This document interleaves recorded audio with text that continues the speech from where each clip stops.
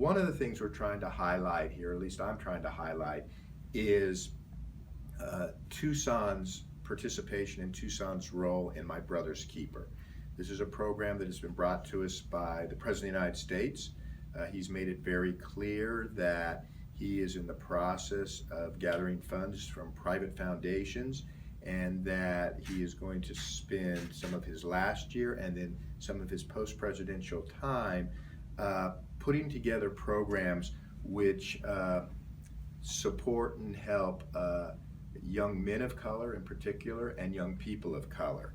And in Tucson, we have put together a program which we have taken to the president, have delivered to his domestic advisor, chief of staff in the White House, setting forth 6 goals for My Brother's Keeper. And I want to read those goals very quickly. First, ensuring all children enter school cognitively, physically, socially, and emotionally ready. Second, ensuring that all children read at grade level by 3rd grade. Third, ensuring that all youth graduate from high school. Fourth, ensuring that all youth complete post-secondary education. Fifth, ensuring that all youth out of school are employed.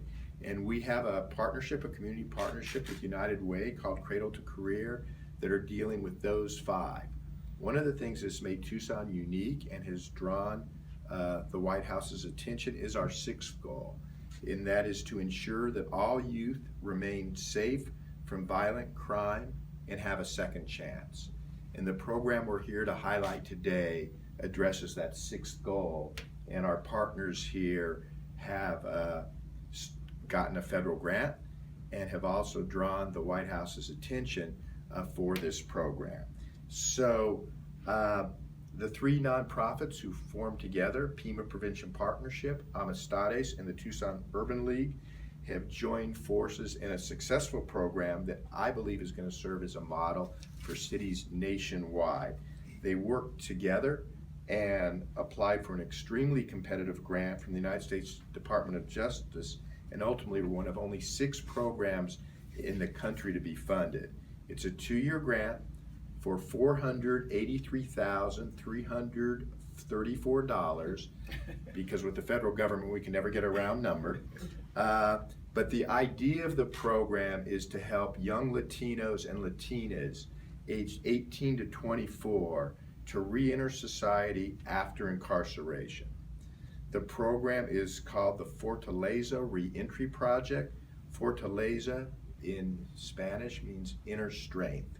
And it's going to focus on taking young people out of jail rather than prison, because we know that if young people are in jail, we have a quicker chance for intervention as opposed to prison. The program is going to be located on the Tucson Urban League campus, so it will give access at the Tucson Urban League to these young people for their weatherization program, which is a great program for our community, going around to some of our older stock housing and fixing those houses, and an HVAC apprenticeship program. So in other words, getting people who were troubled good jobs. And we're going to be working with Pima County One Stop through their workforce development program as well. Amistades is a program that is going to deliver the cultural, or part of the cultural components to the program. So one of the things that we're learning is that these young people who have gone to jail or prison, who have become alienated from society, often are becoming alienated because they see themselves in a culture different from the mainstream culture. And so what Amistades is going to do, particularly with the Latino and Latina component, is bring a Latina voice to what is being done. And this program has been recognized by the White House with a Bright Spot in Hispanic Education Award, and received a $50,000 grant from Hispanics in Philanthropy to partner with these folks on that program. And so that's a real key component to the program. Starting in January 2016, participants will be recruited from the Pima County Adult Detention Center. In other words, we're going to go into that center, talk to these young people, try to take them out and put them in this program. Of course, participation is voluntary. This collaborative touches on a number of areas we've been working on with community partners.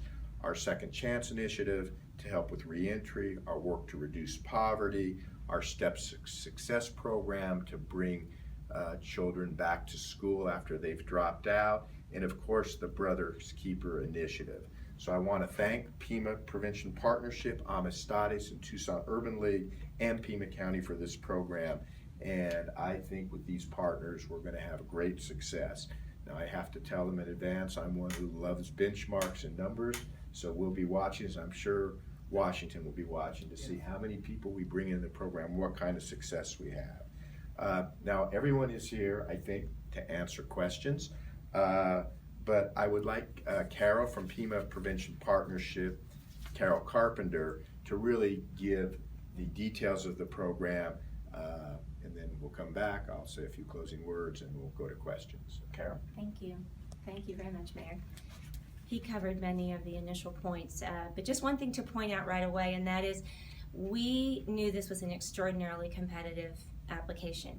The reason that we felt very confident in the application was, number one, this particular collaboration really builds on the strength of each of the individual agencies. We are within our absolute wheelhouse. We are a 23-year-old adolescent serving nonprofit that works specifically with our community's most vulnerable teens and families. The issue of the needs of young people ages 18 to 24 is acutely on our mind right now. As the data demonstrates, they are opportunity youth. They are the lost population. They fit that gap between youth and adulthood, for which services are just not currently structured. Secondly, Amistades. It's a White House acknowledged, award-winning, culturally focused nonprofit working to further and advance the Latino community. And finally, the Tucson Urban League, advocates for persons of color, huge presence in the Tucson community, huge ability to bring disparate partners together in collaboration. So we knew going into it we had a high chance of success just simply because of that collaboration. The data in the community is very obviously pointing to the need for services for Latino people ages 18 to 24. So as a quasi-border community, we knew that we had an audience, and we knew that the reviewers would see the compelling reasons for why we needed to be selected for this application. But perhaps most importantly, this is a hugely innovative approach. It really is hinging on Fortaleza, which is the concept of inner strength. We will work very closely with these young people pre-release, reaching in, talking to them about the opportunity for reframing their thoughts about the way they see themselves, about the way the community sees them as re-entering partners, and what they can contribute as law-abiding, contributing citizens to the Tucson community. It also focuses on immediate structured employment. By taking the income worry off the table, it gives these young people an opportunity to think through and make good choices about the services that they need to move forward in their lives. We will be offering them intensive culinary life skills and employment training. Culinary skills have proven to be a wonderful way to not only provide a life skill for people, but as the basis and foundation and springboard into other forms of employment opportunity. This will be supported with culturally competent wraparound services that get at the basic needs, the basic worries, and the basic desires of these young people. We also have created immediate pathways into apprenticeship and non-supported employment. We have a large number of employers in the community who stand ready to accept the Fortaleza label of success. When they've graduated with us, they will have an immediate opportunity for an interview with employers in our community, as well as apprenticeship and pre-apprenticeship through the Tucson Urban League and through other apprentice programs in the community. Finally, the one-stop, having the one-stop career center adjacent to the Desert House, which is where this will be located at the Urban League, provides all of the services immediately upon release to this particular group of people. We are confident that this is both innovative and comprehensive. We've modeled after Homeboy Industries in California, one of the most successful entrepreneurial ventures regarding reentry. We will be offering a catering business and teaching them the concepts of entrepreneurship if that's an avenue they'd like to pursue. We know we will be successful because of this community, the public leadership, the commitment to fighting poverty, to reentry, to addressing the needs of persons of color. And we promise to be providing you with outcome data demonstrating our success along the way. Thank you very much. Well, after that, I'm even more encouraged by what's going to be the success of this program. But part of what I heard and part of what I've learned in my time as mayor is that you got to have these partnerships. Not one of them alone can do it, but bringing them together, you have a great, strong program. Young people who are experiencing problems don't just go away, and their problems don't just go away. We can address these problems and make the young people have successful lives and outcomes, or we can ignore them and make those problems worse. And I know that Tucsonans, every time that we choose to help, we'll choose to get involved, and that's one of the things that makes us such a strong community.